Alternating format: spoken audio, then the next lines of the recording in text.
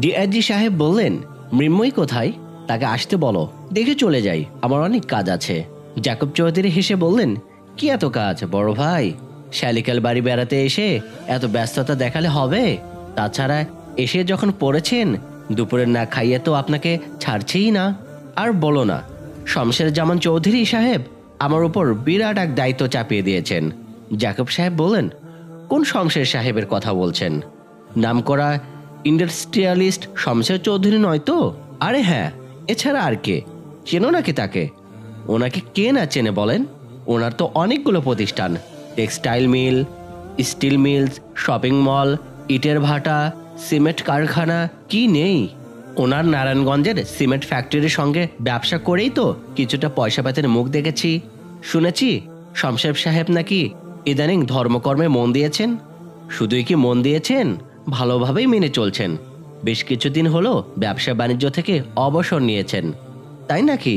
তাহলে এগুলো প্রতিষ্ঠান এখন কে দেখাশোনা করছে? কেন, তার বড় ছেলে সায়ান গ্রাজুয়েশন করে সেই তো এখন ব্যবসা সামলাচ্ছে। দুইটাই তো ছেলে, ছোটটা বছর দুয়েক মধ্যে মাদ্রাসা পাশ করে আলেম হয়ে বেরোবে। জাকব সাহেব মনে হচ্ছে মাদ্রাসার কথা শুনে বেশি খুশি হতে পারলেন না। অনাগ্রহী গলায় বললেন, ও আচ্ছা, সায়ানকে একবার দেখেছিলাম, দেশে 10 জন ধনকুবেদের সম্মানে একটা সম্বর্ধনা অনুষ্ঠান হয়েছিল গত বছর। শমশের সাহেব সেই অনুষ্ঠানে নিজের ভবিষ্যৎ উত্তরাধিকারীকে সবার সঙ্গে পরিচয় করিয়ে দিয়েছিলেন। দেখে অবাক হয়ে গিয়েছিলাম, দেশের নাম্বার 1 বড়লোকের ছেলে কিনা হয়েছে। মোল্লা মৌলবীদের মতো দেখতে, অদ্ভুত না? ডিআইজি সাহেব বললেন, মোটেও অদ্ভুত না। মোল্লা মৌলবীদের মতো হয়েই বরং ভালো হয়েছে। বিরাট অর্থবিত্তের মধ্যে থেকেও নষ্ট হয়ে যায়নি, নয়তো বড়লোকের ছেলেপেলেরা টাকার গরমে আজকাল যা করে বেড়াচ্ছে বলার মতো না। মনে নেই ঢাকার এক স্বর্ণ ব্যবসায়ীর সোনার ছেলের কুকর্মের কথা? সুন্দরী মেয়েদেরকে মোটা টাকার অফার দিয়ে হোটেলে নিয়ে গিয়ে ফুর্তি ফাটতে করত। মনে আছে। তা সায়ান কি বিয়ে টিয়ে করেছে? হুজুর মানুষ, বিয়ে শাদী না করে তো থাকার কথা না। বিয়ে করেনি এখনো, এই নিয়েই তো টেনশনে আছি। শমশের জামান চৌধুরী সায়ানের জন্য মেয়ে খুঁজছেন, আমাকে অনুরোধ করেছেন আমি যেন মেয়ে খুঁজে দিই। যেমন তেমন মেয়ে হলে চলবে না, মেয়েকে হতে হবে পাক্কা দিনদার, পর্দা পুশিদা মেনে চলতে হবে। শুধু নিজে মেনে চললেই হবে না, বাসায় যত আত্মীয় স্বজন বেড়াতে আসে তাদেরকেও এ ব্যাপারে উৎসাহিত করতে হবে। অবশ্য তেমন মেয়ের খোঁজও পেয়ে গেছি। সিলভি খানম চা নিয়ে এসে ড্রয়িং রুমে ঢুকলেন। রান্নাঘর থেকে এতক্ষণ স্বামী এবং দুলাভাইয়ের মধ্যকার কথাগুলো শুনছিলেন। সিলভি খানম বললেন, মেয়ের বাড়ি কোথায় দুলাভাই? ঢাকাতেই নাকি? শমশের জামান চৌধুরীর ছেলের পাত্রী বলে কথা, বিরাট বড়লোকের মেয়ে নিশ্চয়। ডিআইজি সাহেব মাথা দুলে বললেন, সমস্যা তো এই জায়গাতেই। মেয়ের ঠিকানা জানি না, দেখিও নি, শুধু কণ্ঠ শুনেছি। অভিনেত্রী কাবেরীকে লাইভ অনুষ্ঠানে দিনের দাওয়াত দিচ্ছিল। কথাবার্তা শুনে স্পষ্ট বুঝে ফেলেছি এই মেয়ে পাক্কা পর্দাসীন। তোমরা তথাকথিত আধুনিকতা মেয়ে বলতে যা বোঝো, এ মেয়ে মোটেও তেমন না। এই জীবন এবং মৃত্যু পরবর্তী জীবন সম্পর্কে এই মেয়ে খুবই সচেতন। কথার ধরনে বলে দেয় মেয়েটা ভদ্র এবং সম্ভ্রান্ত পরিবারের। তাছাড়া যে মেয়ে নায়িকাকে দাওয়াত দিতে ইতস্তত করে না, সেই পারবে শমশের জামান চৌধুরীর বড়লোক আত্মীয় স্বজনকে দিনের দাওয়াত দিয়ে হৃদায়তের পথে আনতে। আর এমন মেয়েই শমশের জামান চৌধুরী আমাকে খুঁজে দিতে বলেছেন। সিলভি খানম এই কথা শুনে আর চোখে স্বামীর দিকে তাকালেন। তারা চোখ দুটো চকচক করছে। চোখের ভাষা বলছে, এমন একজন শিল্পপতি বাবার শিল্পপতির ছেলেকে হাতছাড়া করা ঠিক হবে না। মৃন্ময়ীর ব্যাপারে এখনই প্রস্তাব রাখা দরকার। ভালো ঘর এবং ভালো বর পাবার এ এক অপূর্ব সুযোগ। জাকব সাহেব স্ত্রীর চোখের ভাষা বুঝে ফেললেন। মৃন্ময়ী বৃষ্টিনলয় থেকে একরাশ হতাশা নিয়ে উঠে দাঁড়ালো। মেঘ কেটে গেছে, আকাশে এখন ঝকঝক রোদ। সেই রোদে গা পুড়ে যাচ্ছে। বৃষ্টি নিলয়ের এক অসুবিধা আছে, ঝকঝকে রোদ থাকলে এর ভেতরে বসা যায় না। উপরে টিনের ছাউনি থাকায় প্রচন্ড গরম লাগে। বৃষ্টি নিলয় বানানোর সময় মিস্ত্রিরা বলল, আফামনি, টিনের চালের নিচে তরজা দিয়ে দিই, তাহলে গরম লাগবে না। মৃন্ময়ী বলল, তরজা কি? বাঁশের তৈরি মোটা একরকম পার্টিশন। এটা দিলে ঘরটা ঠান্ডা থাকে, ঘর গরম হয় না। দিয়ে দেব? তরজা দেওয়ার দরকার নেই, বৃষ্টি নিলয় হবে সম্পূর্ণ তরজামুক্ত। তা না হলে বৃষ্টির রিমঝিম শব্দটা ঠিকঠাক শোনা যাবে না। দরজার আবরণ প্রকৃত শব্দ শোনার বাধা হয়ে দাঁড়াবে। আপনি দরজা ছাড়াই ঘর বানিয়ে দিন। মৃন্ময়ী দূরের বিস্তৃত আসমানের দিকে মুগ্ধ চোখে তাকিয়েছিল। কাজের মেয়ে মিনু ছাদে উঠে মৃন্ময়কে দেখতে পেয়ে বলল, আফা, আপনি এইখানে দাঁড়িয়ে আছেন? ওইদিকে আপনার আমি খুঁজা মরতেছি। কেন রে, কি হয়েছে? কেন খুঁজছিস? মেহমান আসছে, আয়সা বৈশা রয়েছে, আপনারা খুঁজতেছি, আসেন নিচে আসেন। মৃন্ময়ী বলল, কে এসেছে? বড় খালু আপনারা দেখতে আসছে। মৃন্ময়ী নিচে নেমে এলো। তার মধ্যে বেশ কিছু পরিবর্তন এসে গেছে। ইদানিং মাথায় ঘোমটা পড়া শুরু করেছে। সে ড্রয়িং রুমে ডিআইজি সাহেবকে দেখে ঘোমটাটা মাথার উপর আর একটু টেনে দিয়ে দূর থেকে সালাম দিয়ে হাসি মুখে বলল, আঙ্কেল কেমন আছেন? আংটি ভালো আছে? হ্যাঁ ভালো আছে মা, তোমাকে দেখতে এলাম। শরীরটা এখন কেমন? মাশাআল্লাহ, ঘোমটাই তোমাকে খুবই সুন্দর লাগছে। ঘোমটা দেওয়া মৃন্ময়কে দেখিয়ে সিলভি খানম উৎসাহিত গলায় বললেন, দেখেছেন দুলা ভাই, মেয়ে আমার কত সুন্দর করে সালাম দিল। বড় সুশীল মেয়ে। এতক্ষণ কোরআন শরীফ পড়ছিল। ঘরে হুজুর রেখেছি, প্রতিদিন হুজুর এসে ওকে তালিম দিয়ে যাচ্ছে। ও তো এখন অনেক চেঞ্জ হয়ে গেছে। দেখেন না, ঘোমটা টোমটা দিয়ে পুরোপুরি পরহেজগার হয়ে গেছে। মৃন্ময়ী অবাক হয়ে গেল। সিলভি খানমকে কাছে ডেকে নিয়ে ফিসফিসিয়ে বলল, এসব তুমি কি বলছো আম্মু? আঙ্কেলকে মিথ্যা কেন বললে? কোরআন শরীফ নিয়ে কেউ মিথ্যা কথা বলে? কোনটা মিথ্যা বললাম? আমি কি এতক্ষণ কোরআন শরীফ পড়ছিলাম? আমি তো ছাদে ছিলাম। আর কবে তুমি বাসে হুজুর রেখে দিলে? বরং সেদিন আমি যখন তোমাকে বললাম কোরআন শরীফ শিখবো, তুমি বলে এসব শেখার কোনো দরকার নেই, অযথা সময় নষ্ট। কি বলনি? সিলভি খানম ডিআইজি সাহেব শুনতে না পায়ের মতো করে চাপা গলায় ধমকে উঠে বলেন, উনি শুনতে পাচ্ছেন? পাকা পাকা কথা বলতে হবে না তোমাকে। আমার চেয়ে কি তুমি বেশি বোঝো? তোমার ডিআইজি আঙ্কেল তোমার জন্য বিরাট একটা সম্বন্ধ এনেছেন। আমরা তোমাকে বিয়ে দেওয়ার কথা ভাবছি। আমরা সেই সব নিয়েই এতক্ষণ কথা বলছিলাম। তুমি তোমার ঘরে যাও, যাও বলছি। মৃন্ময়ী বিস্মিত চোখে সিলভি খানমের দিকে তাকালো। আম্মু এইসব কি বলছে? বিয়ে দেওয়ার কথা ভাবছে মানে? সেদিন বান্ধবী আয়েশার বিয়ে হয়ে যাচ্ছে শুনে আম্মু কি অবাক কাণ্ডটাই না করলো। নিজের মহিলা সমিতির লোকবল নিয়ে সরাসরি আয়েশাদের বাড়ি গিয়ে হাজির হলো। অপ্রাপ্ত বয়স্ক মেয়ে বিয়ে দিলে থানায় মামলা করা হবে বলে আয়েশার বাবাকে হুমকি দিয়ে এলো। অথচ এখন নিজেই নিজের মেয়েকে বিয়ে দেওয়ার কথা ভাবছে। হলোটা কি তার? আয়েশা মৃন্ময়ীদের ক্লাসের সবচেয়ে পরিণত মেয়ে। স্বামী স্ত্রীর মধ্যকার প্রাপ্তবয়স্ক সুলভ কথাবার্তার প্রায় সে ক্লাসে এসে বলতো। সেই মেয়ে নাকি অপ্রাপ্ত বয়স্ক। বিয়ে দেওয়ার ক্ষেত্রে অপ্রাপ্ত বয়স্ক বলা হলেও শুধু মৃন্ময়ী কেন, ক্লাসের সবাই জানে সে মেয়ে একটা অকাল কুষ্মাণ্ড ছেলের সঙ্গে এতদিন চুটিয়ে প্রেম করছিল। কই, কেউ তো তাকে এ অকাজ করতে বাধা দেয়নি। যেই না তার বাবা ভালো একজন পাত্র পেয়ে মেয়েকে বিয়ে দিতে যাচ্ছিলেন, অমনি নিয়ম নীতির দোহাই দিয়ে সেই বিয়ে ভণ্ডুল করা হলো। মৃন্ময়ী বুঝতে পারছে না এটা কেমন প্রথা। এ প্রথা মানতে গিয়ে কি আয়েশার বাবা বিপদে পড়ে গেলেন না? তিনি তার মেয়ের জন্য ভবিষ্যতে এমন যোগ্য পাত্র নাও তো পেতে পারেন। বিয়ে ভেঙে দিয়েই তো খাল্লাস। পরবর্তীতে সিলভি খানমের সে মহিলা সমিতি কি মেয়েটার জন্য ভালো একজন পাত্র খুঁজে দেওয়ার দায়িত্ব নেবে? মৃন্ময়ী মন খারাপ করে ঘরে ঢুকতে গেলে কাজের মেয়ে মিনু এগিয়ে গেল। গিয়ে দেখলো মৃন্ময়ী পড়ার টেবিলের উপর মাথা রেখে মুখ গুজে পড়ে আছে। মিনু মাথায় হাত দিয়ে স্নেহাদ্র গলায় বলল, আফার কি মন খারাপ? মন খারাপ না, এমনি শরীরটা ভালো লাগছে না। বুঝতে পারছি কেন আপনার মন খারাপ। কি বুঝতে পারছিস? মিনু হঠাৎ ঝুঁকে এসে প্রায় ফিসফিস করে বলল, আফা একটা কথা কই, কারোর কাছে কইয়েন না। কি কথা? এতক্ষণ আপনার বিবাহের কথা হইতেছিল না। মির্মির চমকে উঠে বলল, তাহলে? ডিআইজি সাহেব এক শিল্পপতির ছেলের জন্য অন্য এক মেয়ের বিবাহের কথা বলতেছিল। খালু আর খালাম্মা সে প্রস্তাব হই না লোভে পইরা আপনারা সেই ছেলের কাছে বিবাহ দিতে চাইতেছে। মৃন্ময়ী নড়েচড়ে বসলো। বলিস কি? কোন মেয়ের বিয়ের কথা হচ্ছিল? জানিস কিছু? পুরোটা জানি না, তো ডিআইজি সাহেব নায়িকা কাবেরীর কথা কইতেছিল। কাবেরীর কথা? কি যাতা বলছিস? শিল্পপতির ছেলে নায়িকাকে বিয়ে করবে কেন? আরে না, আফাই যে কি কন, পুরো কথা তো শেষ করতে দিলেন না। নায়িকার কথা না তো? তাহলে? নায়িকাকে নাকি কোন মাইয়ার ফোন কইরা ইসলামের দাওয়াত দিছিল। ডিআইজি সাহেব সেই মাইয়ারে খুঁজতেছে। মৃন্ময়ী অবাক গলে বলল, কি বলছিস? এই তাহলে ঘটনা? আচ্ছা তুই এখন যা, আমি দেখছি কি করা যায়। নাজিমউদ্দিন বৃদ্ধ পিতার মাথার কাছে বসে আছেন আর একটু পরপর ভেজা কাপড় দিয়ে শরীর মুছে দিচ্ছেন। মনোয়ার হোসেন মাস্টারের চারপাশ ঘিরে আছে তার ছাত্রছাত্রীরা। তারা তাদের মৃত্যু পথযাত্রী প্রিয় স্যারকে দেখতে দূর দূরান্ত থেকে ছুটে এসেছে। মনোয়ার হোসেন মাস্টার স্কুলের জীবনে খুবই মাই ডিয়ার টাইপ ছিলেন। ছাত্রছাত্রীদেরকে সারাক্ষণ আনন্দে মাতিয়ে রাখতেন, শেখাতেন মজার মজার উদাহরণের মাধ্যমে। তার স্টুডেন্টরা সবাই এখন প্রতিষ্ঠিত, দেশ বিদেশের সুনামের সঙ্গে চাকরি বাকরি ব্যবসা বাণিজ্য করে যাচ্ছে।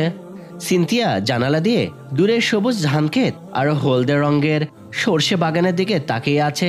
গ্রামের অপরূপ সৌন্দর্য তার কাছে চিরনতুন, বিস্ময়কর সে দৃশ্য সে মন ভরে উপভোগ করছে।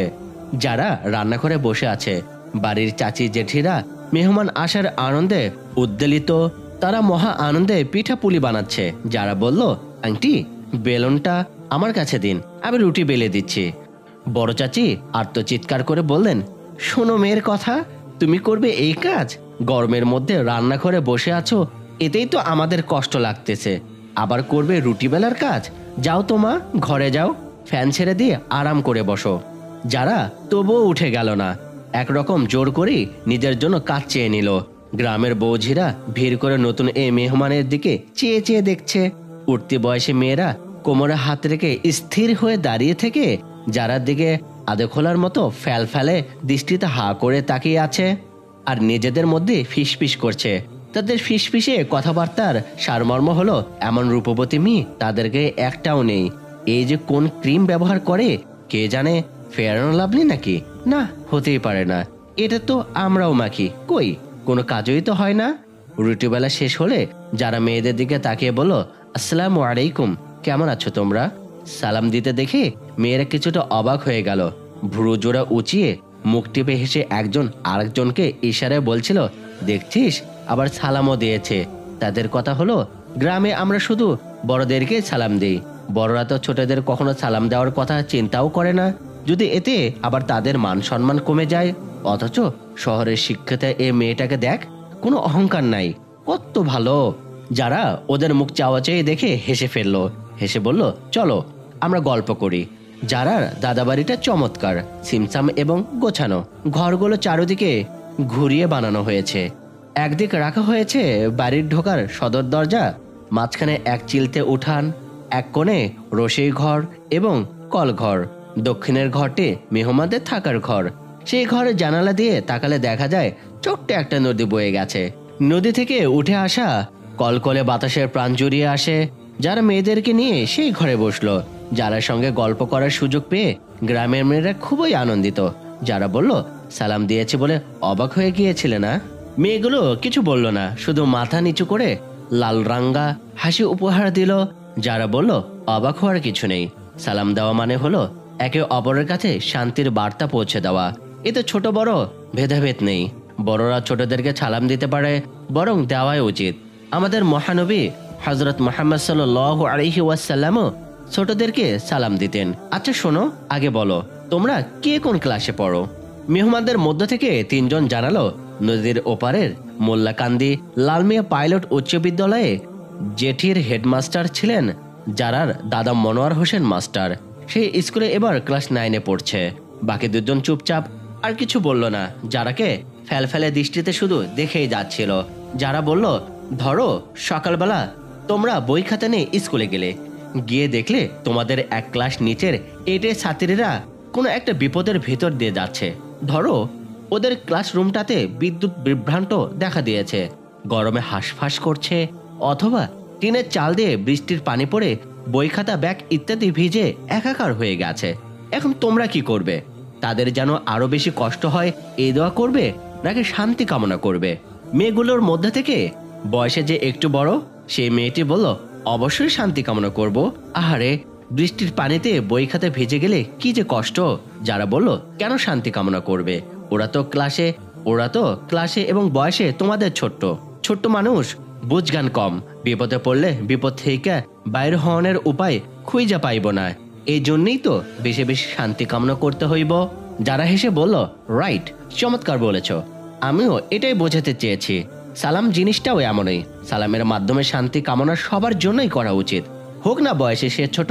সালামের মাধ্যমে আল্লাহর তরফ থেকে শান্তি বিলিয়ে যাওয়া, এটা কি ভালো কাজ নয়? মেয়েগুলো বলল, জি। যারা মুচকে হেসে বলল, তাহলে এই যে তুমি, তোমার নাম কি? মায়া। তোমার নাম? জ্যোতি, মায়া, তুমি জ্যোতিকে সালাম দাও তো। মায়া সালাম দিল না। লজ্জা পেয়ে মুখটাকে থুতনির নিচে লুকিয়ে ফেলে হাসতে লাগলো। জ্যোতি বলল, দেশ না কেন, এটা কি লজ্জা পাওনার কিছু হইল? মায়া এবার লজ্জিত মুখ উঁচু করে বলল, আমি তো পারলাম না, তুই তো আমার ছোট, পারলে তুই দিয়ে দেখি। জ্যোতি বিষয়টাকে ঝগড়ার পর্যায়ে নিয়ে গেল। মৃদু রাগ দেখিয়ে বলল, আফাই তোর দিতে বলছে, তুই না পারলে না দিবি, এইটা নিয়ে এত তুলনা দেওয়ানোর কি আছে? একটা খোঁচা না দিলে পেটের ভাত হজম হয় না না? যারা দুজনকে বাধা দিয়ে হাসি মুখে বলল, এই এই আমি তো শান্তি কামনা করতে বলেছি, ঝগড়া করতে কি বলেছি? আচ্ছা থাক, এই সাবজেক্ট বাদ, গল্প করার কথা বলেছিলাম, এসো গল্প শুরু করি, কেমন? যারা অপার্থিব আনন্দ নিয়ে মেয়েদেরকে গল্প শোনাতে শুরু করলো, যে গল্পে পার্থিব কোনো বিষয় নেই, আছে আখিরাত নিয়ে আলোচনা, আছে আয়েশা রাদিয়াল্লাহু তাআলা আনহার অসীম জ্ঞানের কথা, যিনি অসংখ্য হাদিসের হাফেজা ছিলেন, যার থেকে বর্ণিত হয়েছে আল্লাহর রাসূলের অগণিত মধুর বাণী। যার গল্পে আছে দিনের কাজ করতে যাওয়ার স্বামীর প্রতি বিবি খাদিজার মহিমাময় আত্মত্যাগের কথা, যিনি প্রিয়তম স্বামীর মুহাম্মদ সাল্লাল্লাহু আলাইহি সাল্লামকে মক্কার কাফেরদের অবর্ণনীয় অত্যাচার থেকে স্নেহ এবং ভালোবাসা দিয়ে আগলে রেখেছিলেন। ধন্যাট্য এই মহিয়সী রমণী কিভাবে দিনের জন্য সবকিছু বিলিয়ে দিয়েছেন। যারা বলেছিল দিন গ্রহণ করার কারণে অমানবিক অত্যাচারে জর্জরিত হওয়া বিবি আসিয়ার কথা, যাকে নিষ্ঠুর নির্মম অত্যাচারী স্বামী ফিরআউন লোহার চিরুনি দিয়ে সারা শরীরে আঘাতের পর আঘাত করে গেছে। জীবনের শেষ মুহূর্ত পর্যন্ত একটু স্বস্তি দেওয়া হয়নি বিবি আসিয়াকে। আহত কণ্ঠে আসিয়া আল্লাহকে বললেন, হে রব, আমি রাজরানী ছিলাম, কখনো কোনো কাজ করতে হয়নি, দাসীবাদীরা আমার সেবার ব্যস্ত ছিল সারাক্ষণ, আজ তোমার দিনের জন্য এই নির্মমতা সহ্য করতে হচ্ছে। হে রব, আমাকে আমার গন্তব্যস্থলে পৌঁছে দাও। আল্লাহ তখনই বিবি আসিয়াকে তার জন্য বানানো বেহেশতের সবচেয়ে সুন্দর মহল এবং মনোরম উদ্যানসমূহ দেখিয়ে দিলেন। সঙ্গে সঙ্গে আসিয়ার পুণ্যময়ী আত্মা বিদায় নিল ফিরআউনের কারাগারের অন্ধকার ও কষ্ট থেকে। মুখের হাসি এবং চোখের পানি দুটোই সংক্রামক। কথাগুলো বলতে গিয়ে যারার কণ্ঠ ভারী হয়ে এলো, চোখ ভিজে উঠছিল গল্প শুনতে থাকা মেয়েগুলোদেরও। কে বলবে কিছুক্ষণ আগে এই মেয়েগুলোই ঝগড়াঝাটিতে লিপ্ত হয়ে পড়েছিল। যারা ওদের চোখের পানি মুছে দিয়ে বলল, শুধু কাঁদলেই হবে না প্রিয় বোন, সেই সব মহিয়সী নারীদের অনুসরণও করতে হবে। মেয়েদের স্বভাবজাত বৈশিষ্ট্য হচ্ছে সুন্দরী হতে চাওয়া, অন্যকে অনুকরণ করা, টেলিভিশন কিংবা বিলবোর্ডে দেখা প্রসাধনী সামগ্রী মডেলদের মতো নিজেদেরও সুন্দরী বানানোর চেষ্টা করা। কে কত সুন্দরী, কে কালো, কে শ্যামলা, এসব হিসেব করে কি হবে বলো? 2 দিনই তো মাত্র, এরপর চেহারার ভাঁজ পড়ে যাবে, বুড়ি হয়ে যেতে হবে, শেষমেশ কবরের পোকামাকড়ের খাদ্য হতে হবে। তার চেয়ে ভালো নয় কি জীবনটাকে রাবেয়া বসিরের মতো বানিয়ে নেওয়া? তিনি কালো কুৎসিত ছিলেন, স্নো ক্রিম আর ফেসিয়ালের পেছনে পড়ে থাকেননি। অনেকেই তাকে বিয়ে করতে চেয়েছে। তিনি কি বলেছিলেন জানো? মেয়েরা মুগ্ধ হয়ে যারার কথাগুলো শুনছে, তাদের চোখে মুখে উৎসুকের সাপ, চোখের পাতায় পলক পড়ছে না। জানতে চাচ্ছে রাবেয়া বসরি কি বলেছেন। যারা বলল, তিনি বলেছেন, যেদিন জানতে পারবো আমি আল্লাহকে পেয়ে গেছি, সেদিনই দুনিয়ার এসব সম্পর্কের দিকে চোখ ফেরাবো। এখনোই তো আল্লাহকে পেলাম না। গল্পে গল্পে বিকাল কেটে গেল। সাজের আধারে এসে মধুর বিকালটাকে বিদায় জানাতে চাইল। গল্প শুনতে চাওয়া মেয়েরা তৃপ্তিময় গল্প শোনা ছেড়ে তবু উঠতে চাচ্ছিল না। গ্রামের মেয়েরা গ্রামের নামে এতদিন শুনে এসেছে বাংলা হিন্দি সিনেমা কিংবা টিভি সিরিয়ালগুলোর অবাস্তব রগরগে রুচি বিবর্জিত গল্প ঘটনা, অথবা লাইলি মজনু, শিরি ফরহাদের প্রেম কাহিনী। আল্লাহর প্রেমে নিবেদিতা মহিষী নারীদের গল্প কেউ তাদের শুনেছে বলে মনে হচ্ছে না। মেয়েরা আবদার মেশানো গলায় বলল, আরো গল্প বলেন আপা, খালি শুনতেই মন চায়। যারা বলল, আজ আর না, আল্লাহ চাইলে অন্য কোনো দিন, এখন যাও, যে যার ঘরে গিয়ে মাগরিবের নামাজ আদায় করে নাও, কেমন? মেয়েগুলো হাসি মুখে যারার কাছ থেকে বিদায় নিয়ে চলে গেল। ইনশাআল্লাহ আমিও বিদায় নিচ্ছি আপনাদের কাছ থেকে। আমরা বাকি ঘটনা শুনবো আগামী পর্বে। আসসালামু আলাইকুম ওয়া রাহমাতুল্লাহি ওয়া বারাকাতুহু।